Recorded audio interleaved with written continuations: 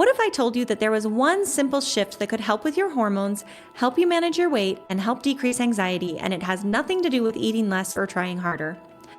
Your body runs on an internal clock called your circadian rhythm, and I am going to teach you how you can hijack your circadian rhythm and program your circadian rhythm to help you with all of these things. The circadian rhythm is working quietly in the background to control how your hormones are released, but it also helps your metabolism work better. It controls how you sleep, it controls how you handle stress, and it even helps how your brain processes emotion. When that clock is aligned, everything works better.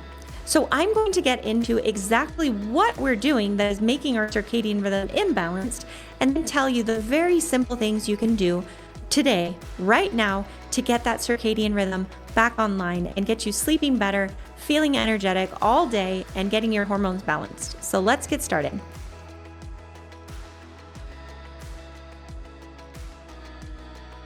Sometimes things like this can sound really complex and boring, but the circadian rhythm is actually one of the most impactful things that I see make a difference in patients' lives. This is something that people come back and say, wow, I can't believe that actually worked. Stay with me and we're going to talk about how this can impact your life.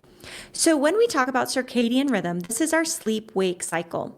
We have a little area in the brain that just really controls our clock. It's really our internal clock that helps us understand where we exist in time and space in the world around us. And that clock speaks to other peripheral clocks that live in certain organs. One of those organs is our ovaries, but it also goes to our gut and our liver, our pancreas, our thyroid. All of these different organs rely on our central clock from our brain to know what we should do throughout the day. We have several systems in our body that rely on a rhythm, that rely on this waxing and waning. And our hormones are the best cycle that we're aware of, right? We know that that has a monthly cycle, but it can also have a daily cycle. And we also know that our eating has a daily cycle. And all of these cycles are related to our circadian rhythm. Circadian rhythm is based on three main signals. One of those is light. When we see light in our eyeballs, then that's how our body knows that the day has started. Our eyeballs have actually specific receptors, cellular receptors in them that really are just there to sense what kind of light is going on around us. So I'm going to come back later to how we can utilize those little receptors to program our bodies. So the first main signal is light. The second main signal is food. When we eat, that signals to our body that our day is starting. Now, there's some nuance here that I'll come back to, but just take that for now, that food is another big timing signal in our body's natural circadian rhythm and clock. And then the third main signal is sleep. When we're asleep, then the body does certain things. And when we're awake, the body does certain things. Now, if all of this aligns, what this should look like is that we should wake up and get light in our eyeballs. Then we should get more light throughout the day until midday when we get the brightest light. And then that light should go away through the evening until we get darkness, and then we should sleep. We should have eaten somewhere in there, right? This is what it should happen. If we're not doing that, then there's a good chance that our circadian rhythm can get confused. Think about people who work graveyard, right? That can be really difficult because someone has to take care of patients in a hospital at nighttime. And yet, it's still not very good for our bodies. Our bodies do not really know what to do with that information when it sees light when you're exhausted and then you go to sleep and then it wakes up and it's dark outside and you're eating at random times. It's really confusing for the body. So these are the three main cues that we want to get right for our bodies. Circadian rhythm affects multiple different systems in our body. So I want to go through that a little bit. The first system that I want to talk about is our stress system, our cortisol. We often think of cortisol as a bad thing, right? My cortisol is high, therefore I'm not doing very well. But that's not really the case. If you didn't have any cortisol, you would be dead, right? So cortisol is our stay safe hormone. It's also our go get 'em hormone. So when we wake up in the morning, the cortisol should be high. It should have this big spike and we should feel great. We should have our spike that then leads us to go eat, that then leads us to go work and do what we need to do to have energy, to have our brains to work well. Our blood sugar should feel nice and stable through the day. And then our cortisol should start to die off as the sun sets. If this rhythm is disrupted, then we might feel really wide awake but tired at the same time. Or it might translate into being really sluggish in the morning and then again really sluggish in the afternoon, where our body just doesn't know what to do. It might also translate to different hunger cues, and we'll come back to that in a second. So this cortisol really should match the circadian rhythm very closely. We also know that cortisol and melatonin have to play in a rhythm with each other. As the cortisol goes down, the melatonin comes up. If the cortisol stays high, the melatonin can't come high. And melatonin is what's supposed to help us go to sleep. So now we see if our circadian rhythm is messed up, then our cortisol is messed up, then our melatonin is messed up, then our sleep is off, which then makes our circadian rhythm even worse. So it can create this self-perpetuating cycle that can cause problems. Now, the next system that we know our circadian rhythm is very closely attuned with is our metabolic health and therefore our weight. So in the circadian rhythm, we should wake up and have a lot of insulin sensitivity. We should wake up and feel like we are ready to go. We're going to go eat some carbs, eat some glucose, go hunting, and that insulin will allow the blood sugar to come back down very easily. That should continue through the day, and towards the end of the day, we should not be as insulin sensitive, meaning our bodies are not planning to eat when it's dark outside. That's really not the way that we were built. You've heard me talk a lot about the cave woman before, if you've listened, and the cave woman is very much at play here. Our bodies with the circadian rhythm were built around the cave woman's routine. Wake up, go get food, stop eating, go to bed. And so part of that is that our bodies don't tolerate that food late at night as well. So we will actually respond less well to carbohydrates and sugars late at night when you're having your milkshake before bed. It's going to be handled less well in your body right before bed than it would earlier in the day. This is planned to be that way. That's part of how our body should metabolize through the day. Again, if our circadian rhythm is disrupted, then we're going to have problems with our metabolic health. The other thing we have to talk about when we're talking about circadian rhythm and metabolic health are two hormones called ghrelin and leptin. Ghrelin is one of our hormones that stimulates hunger. So when we've had a healthy amount of time with no light, it's been dark, we've been sleeping, and then we start to see light first thing in the morning, our ghrelin will go up, so we will have hunger. Once we've eaten, our leptin should go up. Leptin is the body's cue of, I've had enough to eat, I don't need anything else to eat. And so leptin should go up towards the end of the day where we say, I don't need any late night snack, I'm good, I'm full. When our circadian rhythm is disrupted, then those hormones can get flipped around or just not turn off.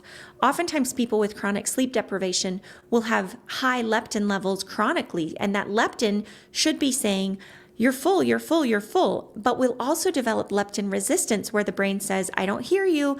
And so if we're staying up late, if we're not getting enough sleep, the body will be trying to tell you to stop eating, but the other part of the body that's supposed to hear that message won't hear it, and you'll just keep eating and eating and eating.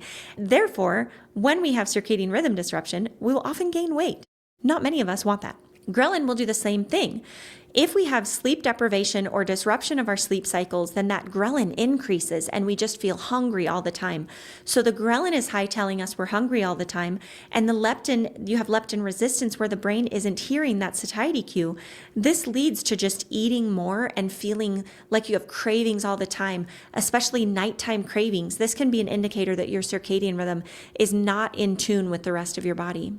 There's other systems that can be affected as well, namely our cholesterol and our blood pressure. Our blood pressure is supposed to actually have this dip while we're sleeping at night. It's called the nocturnal dip. And if we don't, that can be really bad for our blood vessel health and therefore our cardiovascular health.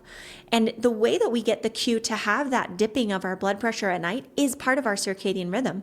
If we stay up too late, if we get disruption of our sleep chronically, if we are just not getting enough sleep chronically, we're not getting that dip down, and you can have worsening chronic hypertension and cardiovascular disease.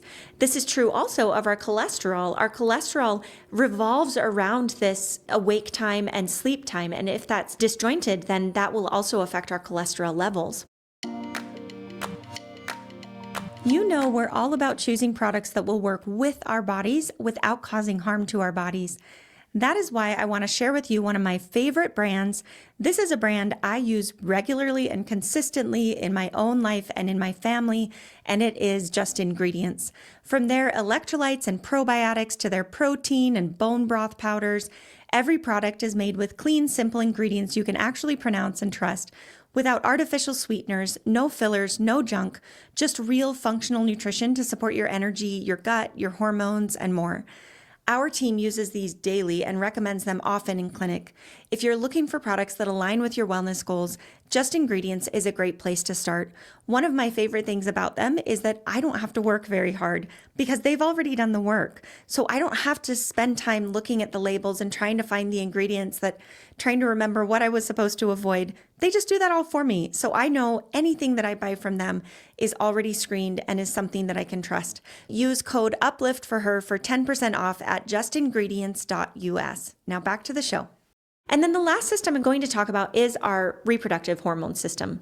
This is the one that really comes up in my clinic the most, is that when women have reproductive dysfunction, so that might be heavy periods, that might be worsening PMS, that might be PCOS, even hypothyroidism, irregular cycles. These are all more common when we have significant circadian disruption and sleep disruption. So one of the things that we do when we're trying to balance hormones is really pay attention to the sleep cycle. As you may imagine, this is not always easy to convince people to do because it seems a little bit silly, right? So you're telling me I have all of these medical conditions. I'm gaining weight. I'm exhausted every afternoon. I feel anxious all the time for no good reason. And also my periods are really irregular. And you're telling me, Dr. Cracroft, that all you want to do is fix my circadian rhythm. And yes, that is what I'm telling you. It's at least one of the very first things that I would do, because that circadian rhythm communicates with a part of our brain called the hypothalamus. The hypothalamus acts through a series of pulses. We think that our hormones just change throughout our menstrual cycle throughout the month, but actually they're changing all throughout the day through a series of pulses from the brain. It goes from the hypothalamus to the pituitary, then to the ovaries. And it's those pulses that need to be timed appropriately to get the ovaries to respond appropriately. So just having a flat amount of hormone at the right time is not nearly enough. That's why we're not very good at just giving hormones and having it perfectly mimic the female menstrual cycle. We actually have to get the brain to pulse in the right rhythm to get the ovaries to respond. And that's then how we start to see the hormones all balance out. Now, there may be other things that are causing fertility or hormone disruptions, but this is a big part of it. And it's one of the easiest things actually to fix. Before I tell you how to fix it, let's just review, how do we know how our circadian rhythm is doing? What are the signs that it's working just great? What I want to do is I want to talk through what it should feel like in a day. So when you wake up, you should wake up feeling okay. You shouldn't be snoozing your alarm 10 times. You shouldn't feel like you can barely get out of bed. You should be able to get out of bed. Now, you may not feel like $1,000,000 when your alarm goes off, but you should be able to get your feet on the floor, get out of bed, and move on with your day. One of the other markers that I like to hear from patients is how long it takes for that morning sluggishness to burn off. Some people just have a hard time getting out of bed. I'm probably one of those. I really like my bed. But when I get up these days, that burns off really quickly. By the time I'm in the bathroom and starting to wash my face, I'm fine. It takes maybe a minute, maybe 2 minutes before I'm totally fine for the day. In another time when my circadian rhythm was really disrupted as a busy OBGYN, staying up all night, who knows what my circadian rhythm was doing, I had a lot of issues with that. But one of them was that I was absolutely and utterly exhausted. When I got out of bed in the morning, it might take me 2, 3, 4 hours before I even felt like I could get going. And then I would get like 1 good hour and then I would tank in the afternoon. So that was a sign that my circadian rhythm was not working well. So you should wake up feeling good with energy. Then you should have some hunger in the morning, ideally. This one can be variable because of the way that insulin works and because of insulin resistance and because of training when we eat. But in general, we should wake up feeling like I'm ready to go for the day. Let me go get a meal and get started with a bang. Now, we should also feel pretty steady energy through the day. We shouldn't need caffeine spikes and we shouldn't feel a big crash in the afternoon. Along with that, we should feel like our satiety cues are appropriate. I ate a meal. I'm not hungry anymore. I'm good. I can now go about my day. Again, there can be other things that can affect our hunger and satiety cues, but this can be a major part of it that's sitting there waiting for us to fix it. With no supplements and no expensive gadgets, we just need to take some simple steps to get our bodies in line with a healthy circadian rhythm, and it will help our cravings and our hunger and satiety cues. Then we should have good energy through the afternoon, and then we should start feeling sleepy at night. We should lay down, close our eyes, and go to sleep. So having insomnia can be another symptom of circadian rhythm dysfunction, is where we feel like we're just getting our second wind in the evening. Now, some people probably truly are night owls, right? They just really do their best work at night. And so there is some wiggle room here for individuality, but for most of us, we shouldn't feel wired and revved up at night. We should feel like I am ready to settle down. I'm ready to curl up in my bed and maybe have a warm beverage or do some stretching, but really then drift off to sleep. Another symptom of circadian rhythm dysfunction is waking up in the middle of the night. I see this most from 2 to 4 a.m. People will wake at 2 to 4 a.m., say, I can't get back to sleep. Sometimes this can be for other reasons like progesterone, but stress is a big reason for waking up at 2 to 4 a.m. Remember, if our sleep cycle is in line with our stress cycle, then we should be fighting tigers through the day. And then we should go home to our village and be safe. So our cortisol should start to go down as the sun is setting, which means our melatonin should go up. And that melatonin should stay up through the bulk of the night and keep us asleep until the cortisol starts coming up in the morning. And if we're waking at 2 to 4 a.m., that's a symptom that either the cortisol is spiking or that the melatonin is not staying in where it should be. So we wake up feeling like we want to go fight all the tigers, solve all of life's problems right in the middle of the night. And it can also be very difficult to go back to sleep. Irregular periods can also go along with this. Constipation can go along with this. Feeling weight gain or like your weight is stuck no matter what, or cravings, feeling tired but also really restless and like you can't just drift off to sleep. Those are all symptoms of circadian rhythm problems. I'm often asked exactly what items I use and recommend, so I have a little gift for you. I have gathered my go-tos in one spot on our Amazon storefront. If you need deeper sleep, you'll find the light-blocking sleep mask that lives on my nightstand and that I use every night. If you're working on your bone density or your posture, check out the weighted vest I recommend for walks and workouts. We've also added the magnesium body lotion I reach for to calm the nervous system, my favorite laundry soap and cleaning products, and even the cast iron skillet that's currently sitting on my stovetop. All of these and more are organized by categories so you can browse trusted products without the overwhelm of trying to figure out what's the best thing to buy.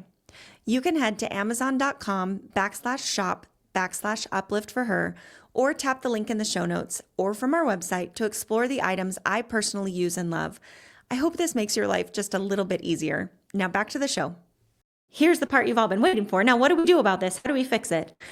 This actually is pretty straightforward. It does take some discipline and habit change, but it really is quite simple. And the very first thing that I recommend is get light in your eyeballs, natural light in your eyeballs within the first few minutes of waking.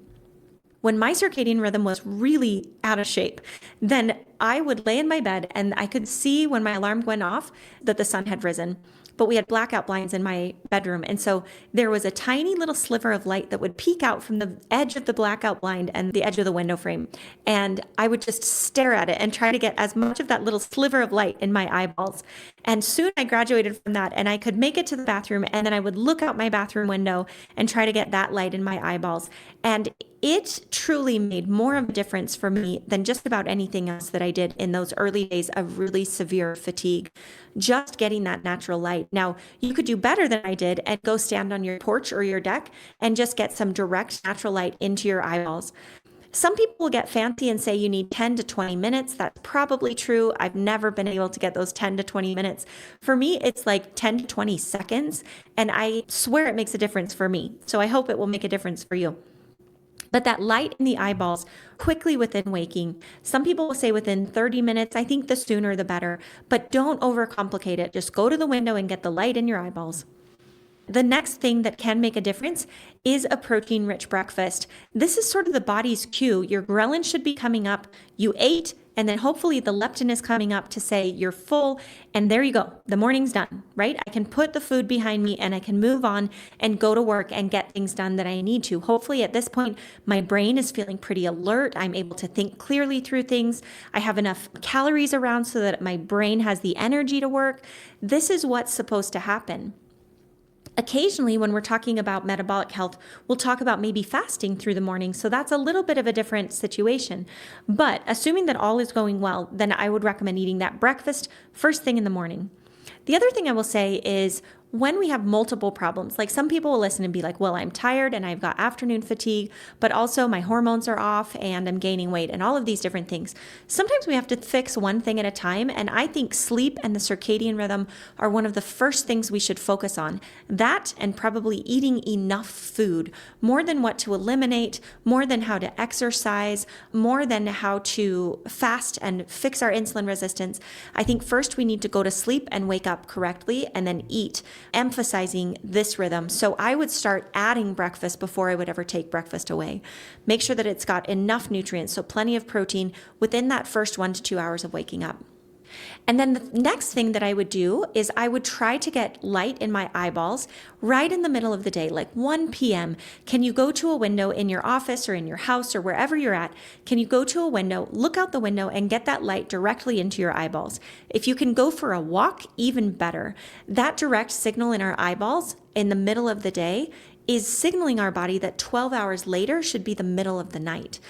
This is especially helpful for children, actually. If you can get kids and especially babies who you're trying to get them onto their appropriate sleep cycle, that midday bright light can be really powerful. I have a two-month-old newborn at home, and the first week was survival, but this was one of the first things that I did with her in that second week was, can she get some natural light right early in the morning, 8, 9 a.m., and then can we go outside somewhere between 11 a.m. and 1 p.m. and just get some natural light on her skin or in her eyeballs just to reset her sleep rhythm. And I feel like it makes a major difference with babies. So just like the babies need to learn when they should be awake and when they should be asleep, we need to remind ourselves when we should be awake and when we should be asleep. And waking up in the morning, getting that light, getting that food can really help that. And then again in the middle of the day. And then this goes to follow, which is not going to be a surprise. The end of the day then should be our winding down time. This isn't the ideal time to get our cardiovascular exercise in, right, revving us up. This probably isn't the best time to work out all of your marital issues before bed. This probably isn't the best time to be doing our most intensive work for the day. We want this to be a time that we can settle down. Now, that's not always going to work, right? There are going to be some of us that just doesn't happen, and that's okay. But especially when we're trying to reset our circadian rhythm, this is when we want to be a little more picky about it.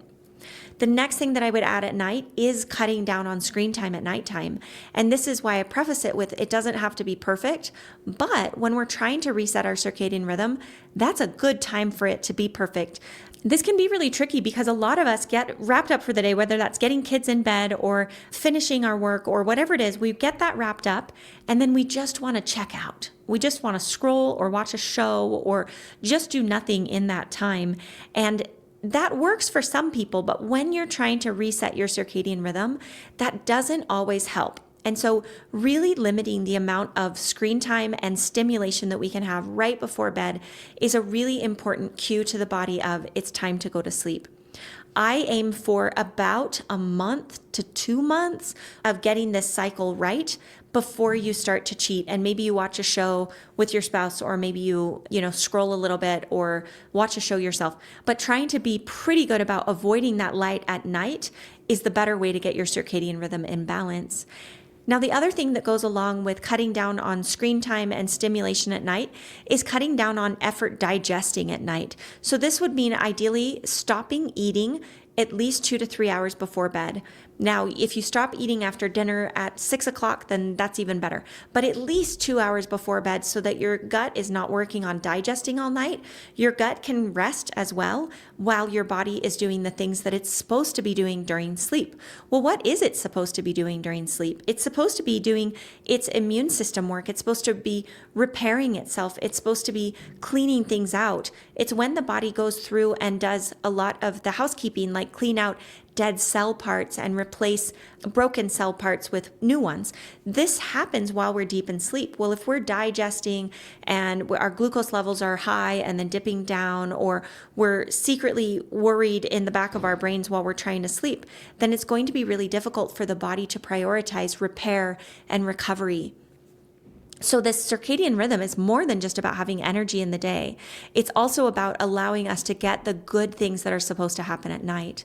While you're sleeping, of course, this is probably not news to most of you, aiming for a good environment. This should be cool. This should be dark. This should be quiet.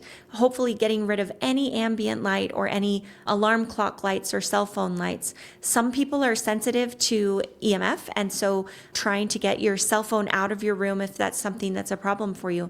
Just really trying to have this really lovely sleep cave so that you can just be in a deep restorative sleep throughout the night.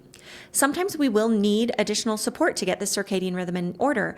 Maybe melatonin, maybe magnesium glycinate, maybe ashwagandha, but definitely the morning sunlight is the number one thing that I would aim for if you're trying to reset this. Now again, like I mentioned, don't feel too overwhelmed by this. Maybe this isn't something that you can do perfectly right now. If this is something you're struggling with, however, I would really try to tighten your habits up at least a week, maybe 2 weeks at the bare minimum, and you should start to see your body reset. If you can keep it going a little bit longer, then you're just really cementing in that sleep rhythm. This is especially important if you do work graveyards, that when you're not working nights, you can kind of get right back into this routine so your body at least knows where it's headed. This is also really important for people who are traveling and changing time zones. When you're at your time zone, do these steps to give your body the cues that it needs. When you move to the new time zone, get that first morning light and then that midday light. Eat at the appropriate times and then decrease light, and stop eating at the appropriate times in the later part of the day so that your body knows what it's supposed to be doing. This may take 3 cycles or so before you start seeing it affect hormones. Sometimes it takes a little bit longer and sometimes it's a little bit faster, but you really should start to see your body work better. Hormones, cortisol, hunger cues and cravings, weight loss, immune system, you should see the body really start to repair itself as you go into this really healthy circadian rhythm. So if there's one thing I want you to remember, it's that the circadian rhythm is not just about sleep. It's really about programming your hormones to do the things that you want them to do.